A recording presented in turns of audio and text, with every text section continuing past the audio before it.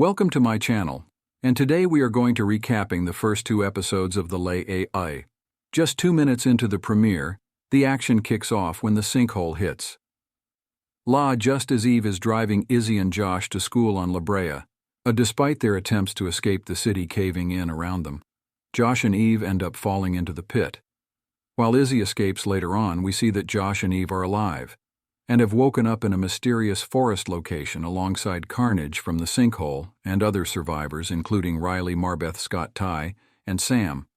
The group comes together and decides to gather food, water, and supple as they attempt to figure out what's happening after the accident.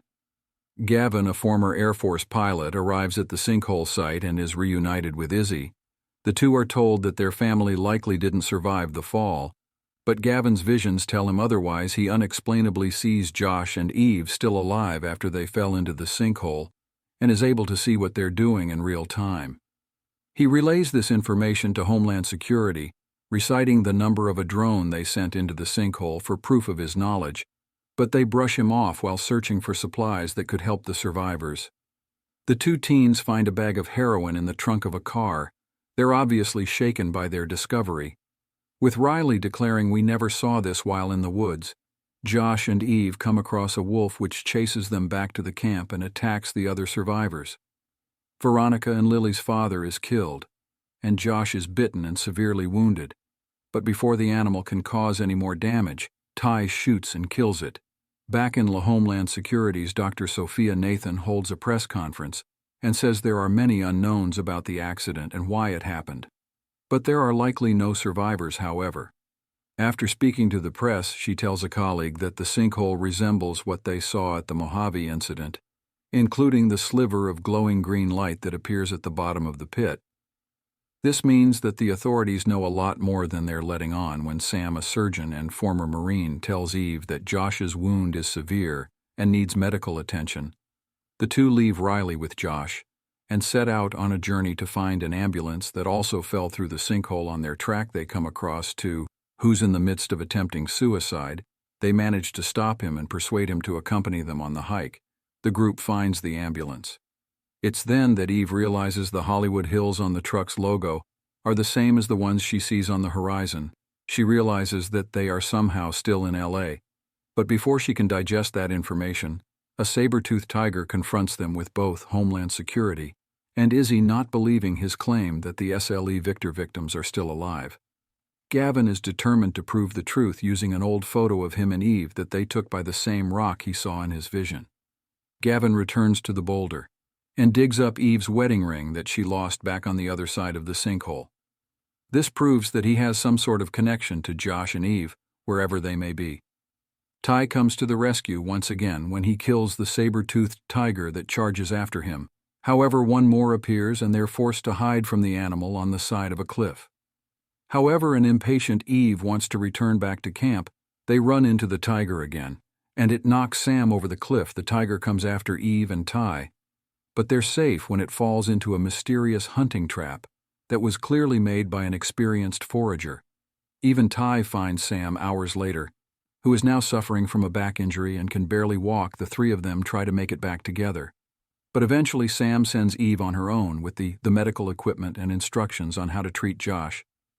Thankfully, Ty and Sam make it back to camp with the help of a mysterious newcomer back at the camp. Josh's wolf bite becomes infected as Riley stays by his bedside and waits for Eve, Ty, and Sam's return. Josh's condition becomes progressively worse until he passes out right before Eve arrives with the antibiotics. After Gavin finds Eve's ring, he's convinced that their family is somehow stuck in the past. To prove their theory, they take Eve's ring to a scientist to carbon date it. However, before the scientists can find out the results, the ring is stolen. After finding out about the ring, Homeland Security bombards Gavin and forces him to come with them. They bring him to speak with Agents Sophia and Adam, who not only revealed they stole Eve's ring, but that it carbon dates back to 10,000 BC. This proves what Gavin thought all along, and that his visions actually mean something. Sophia reveals to Gavin that the day of his helicopter crash years prior, a sinkhole occurred just miles away in the Mojave. Both the LAA and Mojave sinkholes have an eerie green light at the bottom, which leads to the past Homeland Security. Then shows Gavin a plane they've designed specifically to fly into a sinkhole. Their plan is to fly a pilot down into the hole, and they want Gavin's help, thanks to a conversation she has with Scott. We learned that Mary Beth is a cop from Louisiana. But when Scott asks her why she was in LA at the time of the sinkhole, she gives a vague answer.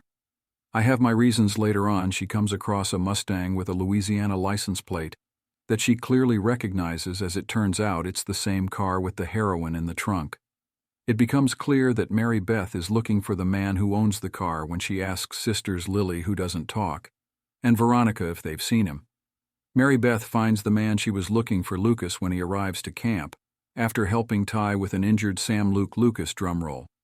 Please is Mary Beth's son Scott agrees to accompany Veronica on a search for her dad's body after he was killed by a wolf in the premiere. During their journey, Scott manages to deter a group of camels from getting trapped in tar pits, a detail he remembers learning about the history of the Labar pits back in Leh. It's this event that helps him realize where the sinkhole has taken them back in time to 10,000 BC Los Angeles. Meanwhile, Veronica makes a more unsettling discovery.